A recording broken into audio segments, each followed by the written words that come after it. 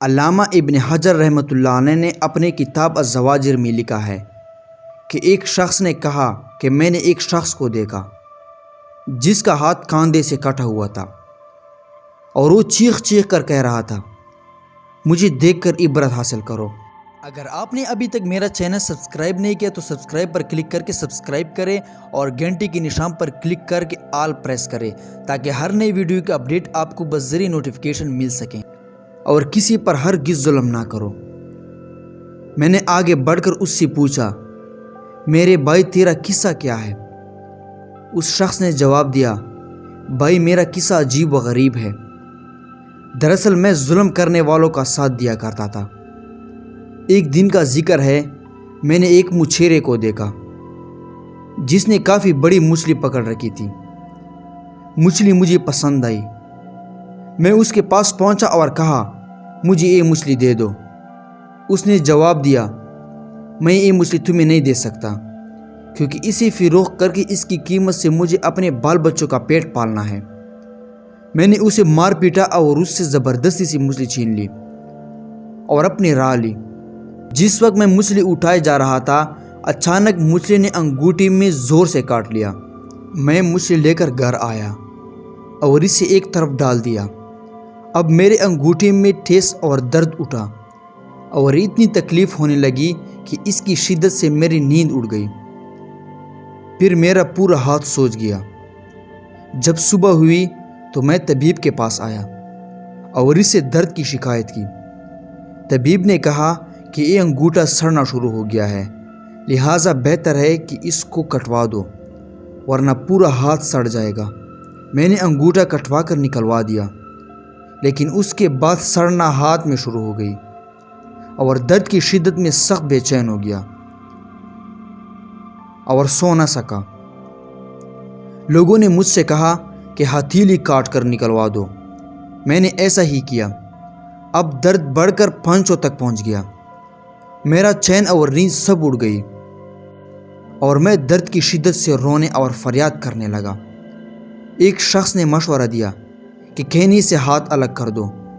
میں نے ایسا ہی کیا، لیکن اب درد مونڈے تک پہنچ گیا اور سڑاند وہاں تک پہنچ گئی۔ لوگوں نے کہا کہ اب تو پورا ہاتھ مونڈے سے کٹوا دینا چاہیے۔ لوگوں نے کہا کہ اب تو پورا ہاتھ مونڈے سے کٹوا دینا ہوگا ورنہ تکلیف پورے بدن میں پھیل جائے گی۔ اب لوگ مجھ سے پوچھنے لگے کہ آخر یہ تکلیف تمہیں کیوں شروع ہوئی؟ میں نے مچھلی کا قصہ انہیں سنایا۔ انہوں نے کہا کہ تم ابتدا میں مچھلی والے کے پاس جا کر اس سے معافی مانگ لیتے، اسے کہے سن کر اسے راضی کر لیتے اور کسی صورت میں مچھلی کو اپنے لیے حلال کر لیتے تو تمہارا ہاتھ یوں کاٹا نہ جاتا۔ اس لیے اب جاؤ اور اس کو ڈھونڈ کر اسے خوش کرو ورنہ تکلیف پوری بدن میں پھیل جائے گی۔ اس شخص نے کہا، میں نے یہ سنا تو مچھلی والے کو پورے شہر میں ڈھونڈنے لگا۔ آخر ایک جگہ اس کو پا لیا۔ میں اس کے پیروں پر گر پڑا اور انہیں چوم کر رو رو کر کہا کہ میرے آقا تمہیں اللہ کا واسطہ مجھے معاف کر دو۔ اس نے مجھ سے پوچھا، تم کون ہو؟ میں نے بتایا، میں وہ شخص ہوں جس نے تم سے مچھلی چھین لی تھی۔ پھر میں نے اس سے اپنی کہانی بیان کی اور اسے اپنا ہاتھ دکھایا۔ وہ دیکھ کر رو پڑا اور کہا، میرے بھائی میں نے اس مچھلی کو تمہارے لیے حلال کیا کیونکہ تمہارا حشر میں نے دیکھ لیا ہے۔ میں نے اس سے کہا، میرے آقا خدا کا واسطہ دے کر میں تم سے پوچھتا ہوں کہ جب میں نے تمہاری مچھلی چھین لی تو تم نے مجھے کوئی بد دعا دی تھی؟ اس شخص نے کہا، ہاں میں نے اس وقت یہ دعا کی تھی، اے اللہ، اے اپنی قوت اور زور کے گھمنڈ پر مجھ پر غالب آیا۔ تو نے جو رزق دیا اس نے مجھ سے چھین لیا اور مجھ پر ظلم کیا، اس لیے تو میرے سامنے اس پر زور کا کرشمہ دکھا۔ میں نے اسے کہا، میرے مالک اللہ نے اپنا زور تمہیں دکھا دیا۔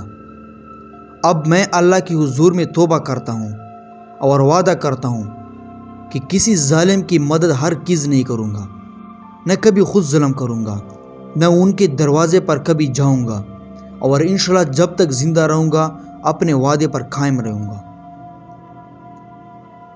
دوستو امید کرتا ہوں کہ آپ کو آج کی ہماری ویڈیو اچھی لگی ہوگی۔ اگر ویڈیو اچھی لگی تو ویڈیو کو لائک کریں اور چینل کو ضرور سبسکرائب کریں۔ So thanks for watching my video.